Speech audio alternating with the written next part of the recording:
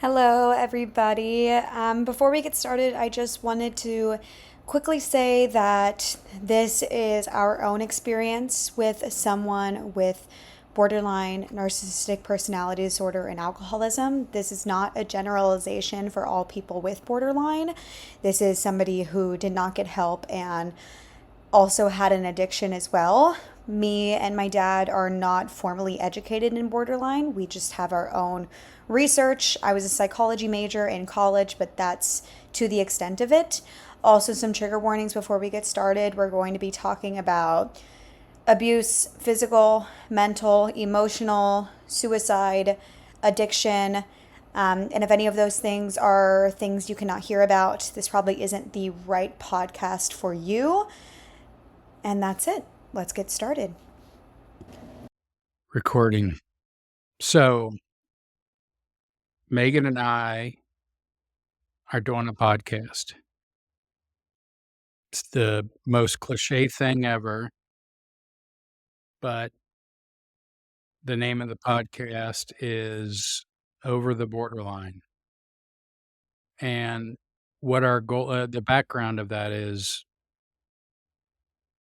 her mom, Amy Sims, was borderline personality disorder, narcissistic personality disorder, undiagnosed, unacknowledged, but textbook. We, you know, the goal of this is to help other people who are going through all the things we went through for 18 years of her life, 20 years of my life of living with the borderline. Um, it's going to be a lot of talk around, warning, trigger alert. There's going to be talk about suicide. There's gonna be talk about mental illness. There's gonna be talk about abusive parent. The end of the story, not the end, but, um, uh, Amy Sims committed suicide in November of 21, One. and we I don't know if we joke. There's gonna be a lot of gallows humor here too, but the point of all that was to most people, that's the tragedy. For us, that was kind of the end of a really long bad period of time. Um, we're gonna talk through things like, I was apart from the girls for years because Amy went to jail to keep me away from them. They had to deal with her on their own when I left. The stuff Megan went through, the stuff Claire went through, so that's what this is about. We don't know if even our family will take the time to listen to it, but No idea. yeah, as we're on social media all the time. There's plenty of people talking about, um, having to separate from a parent, which Megan and her sister both ended up doing. There's people who have chosen to try and stay and fight to be with someone with borderline. Lots of therapy, lots of bad nights, lots of uh, good times, lots of bad times, Medication. medication, and just not being ashamed of acknowledging mental health. I'll talk about, and later I was at a company that I just I was in a bad spot and I didn't feel comfortable talking about it, and I ended up, it ended up not working out. So mental health in the workplace. There's going to be lots of topics that we think will connect with people. But at the end of the day, this is a time for us to, it's a little bit of therapy for us to talk through. So, little introduction. I'm Dave, the dad. Um, live in Austin, Texas. I guess we're gonna talk about what we do. Yeah. We're not gonna be anonymous here. Yeah. I mean, they're gonna find us on Yeah, social media. yeah, we're gonna post it on social, so, True. True. so I'm Chief Marketing Officer for a franchise of Orange Theory Fitness. Been in marketing for a long time. With that, I moved these guys. We've lived a lot of places. Um, but, at the end of the day, my when you're prioritizing your life, what's your identity? It's being a dad to Megan and Claire. And so what you're gonna hear from us is kinda how hard that was for a few years for us. We're back together now. That's the family. Um, Claire is a Clemson. She's skeptical about this. She is. One day she'll hop on the bandwagon, but we'll have to wait. We'll have to wait. I bought 3 microphones, so she has to come on the podcast. At least as a guest. At least as a guest. Yeah. She'll say, "I don't know what to say." Yeah. Yeah. We're gonna try and make her cry. So, Megan, tell us about yourself. I'm Megan. I am the eldest daughter, the eldest child. I'm 24, turning 25 in December. Um, it's coming That's up like soon. I'm 24 and a half. It's a big life, right? Lifetime Oh, birthday. okay. Probably going on vacation for that, but um, I am a coach at Orange Theory. We will one day get into how I started working for Orange Theory after he started working for Orange Theory. We're in completely different parts of the business, but I'm a coach. I'm a certified personal trainer. I'm certified in group fitness. Um, I've been doing that for about 2 years. Was a psychology major in college. Will one day go back to school to become a therapist, but have to go through my own therapy first before I feel comfortable doing that. Yeah. Um, Where'd you go to college? I went to A&M, went to Texas A&M.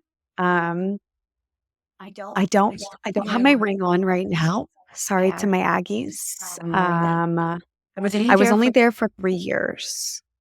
Found my people, but I graduated during COVID, so my last semester was in hell Fair to say with my you mom. graduated early to get as part of the getaway from your mom plan. Yeah, and that's the reason why another reason why I didn't go to school right after college. A lot of people, they go to undergrad and they go to masters, like, right after. I had to make money as soon as possible to become, um, independent. Um, Relying on somebody, especially someone with borderline, is just a one-way ticket to being screwed over and fucked with. So you kind of have to learn how to figure out how to be by yourself, and I had to, as a 20-year-old, go and work in sales with car dealerships. Um, Imagine me, right, 20 years old, going into a car dealership in Longview, Texas. For people who don't East know that, Texas. it's kind of out in the middle of Texas. Yeah, East Texas, middle of nowhere, specific type of people, political views, you can guess. But they loved me. I was cute, but it wasn't the place for me. But that's what you had to do in my situation. Um, but now I'm in a job where I truly feel appreciated and I really like it, and I'll be there for a while. That's awesome. Yeah, we've got a video that when we put this out to the masses, we've already made around Megan's kind of recovery from a little bit of eating. I shouldn't say a little bit of eating A little bit. disorder, unhealthy depression. You know, you don't come out of a lifetime with a borderline unscathed. Um, you're remarkable how well the family's doing, but, uh,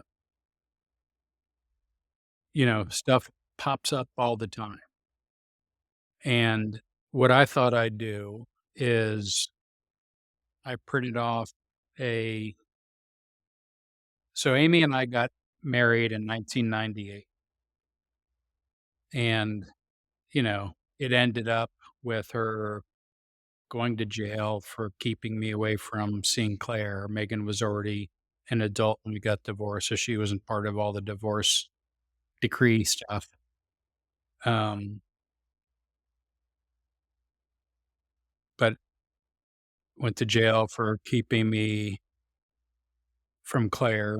She went to jail, um, with these guys were coming off a cruise. She got arrested for there were felony warrants out because she hid accounts during the divorce, stuff like that. Just, you know, w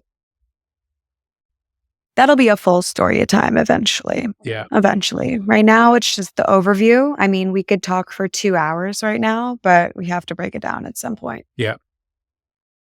So, people always say, "Were there red flags?" And I'm with an amazing person now, so I've gotten better, but I was labeled by my daughters the king of missing red flags.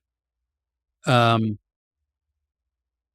we were on our honeymoon, New York City, beautiful Christmas time, rockettes, the tree lighting, and we're sitting in Central Park, and she's screaming at me with, we'll talk a lot about the devil in her eyes comes out, and that's not she isn't the devil. It's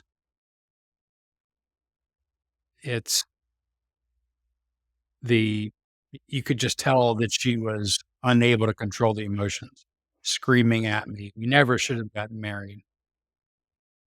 There were plenty of red flags, but there was plenty of really good stuff too. We'll probably talk at some point about the love bombing up front and all those things. But I wrote a letter to the family in 2009, printed it off, and it was I'm not gonna read the whole thing because I'm wordy, but it was an email to my family and Amy's family, kind of acknowledging we had problems, that Amy needed help. Um, so my preamble was, so I wrote a long letter last night, but I didn't send it. Started with the high blow. I need to send it tonight. Typically, I would have come home from work tonight after a night like last night, and we would all have acted as if nothing happened. But tonight that didn't happen. When I went upstairs to check on the girls, Megan asked me the all too frequent question, "Is it gonna be a bad night?" And I had to ask her how mommy was acting today. You'll read the details below, but Amy needs help and she won't get it. So instead abuses the girls and I. Nothing physical, although she did Yet. what? Yet. Yeah.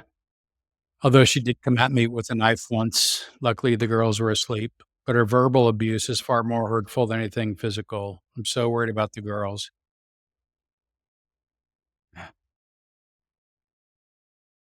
Um, I just don't know how much you can read because it's, at the end of this, I said, I'm sitting here with Megan watching TV. And, this is November of 2009. So Megan's 9 years old. I'm sitting here with Megan watching TV. And the saddest thing is that she hasn't asked about it. She seems like a 9-year old. But every time we hear a noise from upstairs, we look at each other and worry it's Amy coming back for more abuse. And so you know, my, I decided I'm not going to read the whole letter because it's about her behavior and basically my mom worked for um, in Cincinnati, the Mental Health Association, and she diagnosed Amy, with borderline personality disorder. And it's, if you've found this, um, and you're dealt with it or you haven't, but you hear the symptoms, the very first book to read is Walking on Eggshells. And we've got the whole library, the sequence of book. There's Walking on Eggshells, I Hate You, Don't Leave Me, Splitting, dealing with a high conflict divorce, and whether they're diagnosed or not, it's a textbook. Um, it's in the DSM, Yeah. and Diagonal. but I I almost hate that people like diagnose themselves now. Yeah. TikTok has become an unfortunate thing where people, throw around bipolar, throw around OCD, throw around borderline, even throwing around like panic attacks, depression, anxiety. And I love the fact that mental health has become more normalized, that Yeah, we can talk about it, that we can make a podcast about it. But it's so hard when you go on social media and someone is like, "Oh, I'm borderline because I don't want my boyfriend to go on vacation with his boys over spring break." And a lot of people who are actually diagnosed with borderline personality disorder have a shortened lifespan because of addiction, depression, suicidal thoughts, a lot of other things. People end up in jail. It's not just something to throw around. Um, and yeah. and I think we're far enough removed that I mean, Megan can talk through we'll get into it, her relationship with her mom. Um, it wasn't always bad, but it was abusive. The words that were said, I was just reading later, I said and back to the letter in 2009, we're used to bad behavior at night, and we're also used to everything being great the next morning.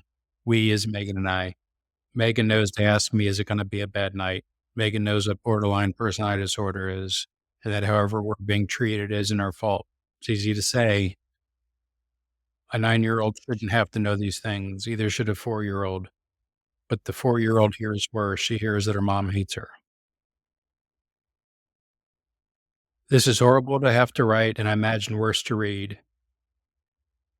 I told my family a while ago that I was going to have to leave Amy and take the girls because my rule that I could take her abuse as long as it didn't affect the girls is broken, and it was now affecting the girls. But then things get better. There's always the morning after. Um, when the behavior, if you're, here, uh, when she's having a bad night, it's the meanest thing she can say. And, I spent too many nights with the girls sobbing over their dinner, trying to finish so they can get the hell out of there. I'm not even gonna go back and reread this. I'm sure it paints Amy in a really bad light, but I will emphasize that on these nights, the pain in her eyes will break your heart. She has demons. But again, choosing not to take on the girls, I have to stop waiting until the morning after when Megan looked at me with hopeful eyes, wondering how the night played out. So 2009, and I I didn't have the balls to try and leave, and this was back in the day, and there wasn't all the information out there on social media. There were, a couple different chat rooms I found. One, if you're choosing to stay, one if you're choosing to leave, and I read both of them, and it was, the choosing to leave was scary Yeah. because the core tenet of borderline is splitting, another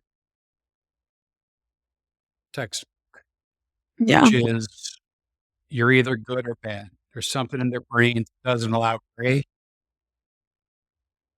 and when you go from good to bad, it's not just you're forgotten, it's they set out to destroy you. Yeah, it's not that you didn't have the balls, it's that you knew it would be worse if you left. Yeah. It would be she was able to put on a show. Growing up, all of my friends thought she was the most amazing person, and then behind closed doors, if I had friends over, she'd pull me in, rip me to shreds, rip my friends to shreds, rip their parents to shreds, and then send me back out. And to other people, she was this fantastic person, and that's how she could portray herself in the court of law to a certain extent Yeah. until alcohol takes over. But I mean, it could have gone to a point where I'm 9, Claire's 4, all of a sudden, dad's not allowed to see us, and we're completely stuck with mom. Yeah. And hindsight is what it is. I do think that if we'll talk about what it was like when I was out of their lives, but it was when they were 18 and 14, so there had been enough time so they knew who I was. If I had left at 9 and 4, it would they have known? Would I ever have gotten them back? So anyway, that's kind of not the point. I think one of the things Megan talked about alcohol, we really haven't talked about it much, but, with borderline, there's the behavior is very similar if you read as much as we read about it. Um, but there's more extremes where it's, drugs and promiscuity and, her thing was really alcohol and spending money and shopping. Yeah, Um, luckily we could handle the spending money. I don't know.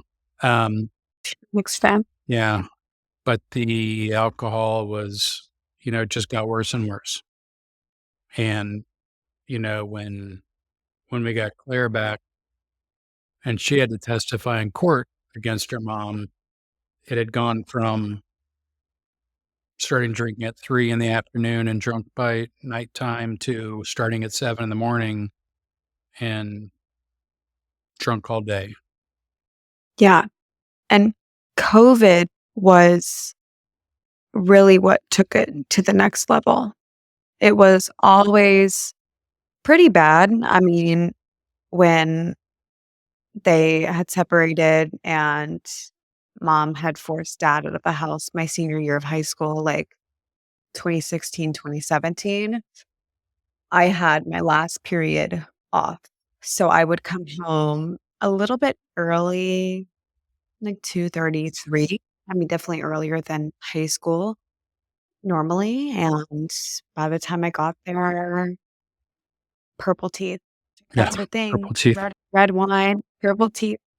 Um, I keep my teeth very clean because I won't ever be like that. Yeah, But you can always tell with the purple teeth. And it was always wine, like wine, wine, wine, red wine. COVID, it became anything, right, anything and really. everything.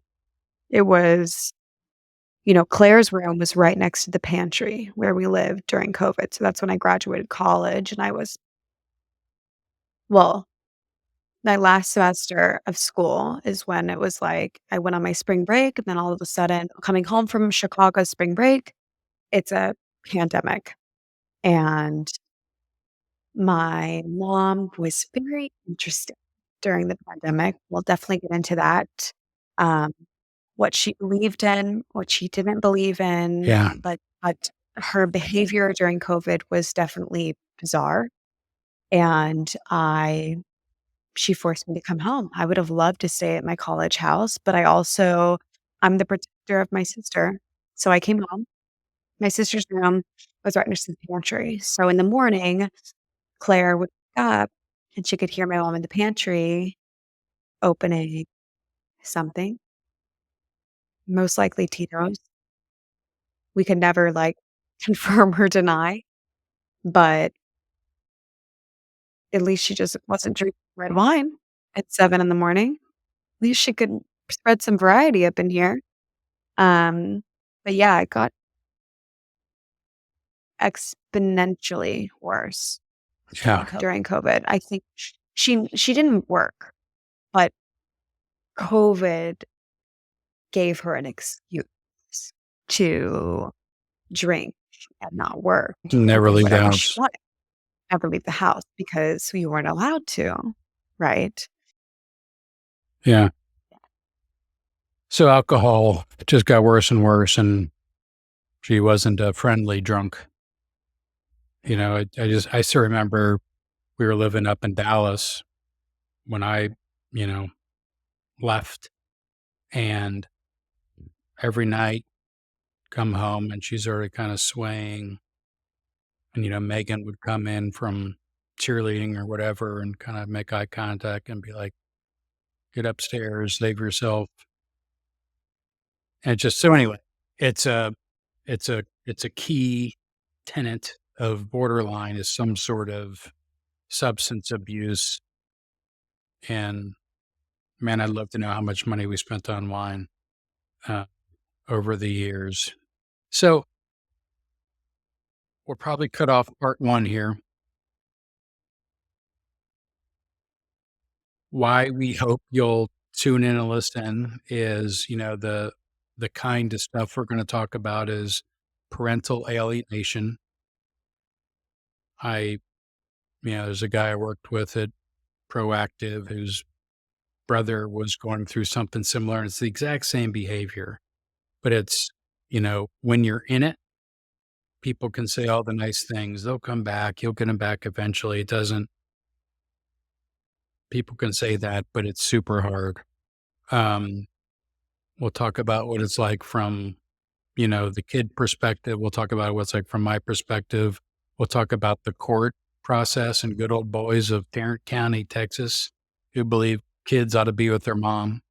Um, we're going to talk about, I mean, really, it's just telling, I think, that we haven't really talked that much about the suicide.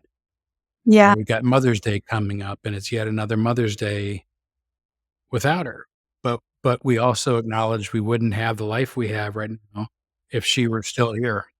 She was she stalked us. We had to get restraining orders. Um, so that, it's we I I I can say for me, and I think for you guys, we haven't even like let that fully in, or dealt with that piece. Yeah, for sure, and we just wanna be I wish that I could have heard that what I was going through wasn't my fault, wasn't my dad's fault, wasn't my sister's fault. It's something that happens more than you would think, and even if you're someone who isn't going through this, just to be aware of how this shit happens and mental illness in this world and how you can be more compassionate to people because you really never know what someone is going through in a workplace, in college, in high school, middle school, sports, anything. Um, there's literally so much we could talk about. I'll probably talk about, my eating disorder. I'll talk about how I focused on getting good grades instead of being at home, how my relationships were affected, how I am a woman growing up without a mother, and I feel like I had a mother. Yeah. There's so many things, Yeah. but It's tough to watch people who have lost their mom, who love their mom. it's different. Yeah. It's brutal. Um, and, we'll talk about what, why didn't I stick with it in 2009 when I wrote that letter? Why didn't, you know, I've been to a decent amount of therapy. To Megan's point, when the first thing I heard, my first therapist when I left is, again, you're not crazy. This is a disease. Um, and that a lot of, sometimes that's the first thing people need to hear. Mhm. So if we can do that for one person, this will be great. But, otherwise it's going to be us talking through things, recounting things. Um, It'll this be like therapy for us. for sure, but not $250 an hour. Oh, sorry, Jenny. I want to get Jenny on here. Jenny is the best therapist ever. I'm sure there's lots of good therapists, but she's the one who helped me the most up in Seattle. Um, Yeah, so I think that's it. Part one, that's it. uh, Over the Borderline Over the Borderline podcast. podcast. Yeah, the Over the Borderline on Instagram was taken by someone with 1 follower. Really? So we're Over the Borderline podcast. Okay. Uh, um, We're not gonna pay for the song rights from Madonna, so no, we'll have to sing it. One day I'll sing it for you guys, but I'll have to get at least like 100 listeners first. right. We're good at Oh, karaoke, so that Megan's really good. I'm good. What are you talking about? We're both good. yeah, we're both good. Who did I get it from? But anyways, All right, guys. Until next time, I hope you're enjoying our podcast. bye-bye. Bye.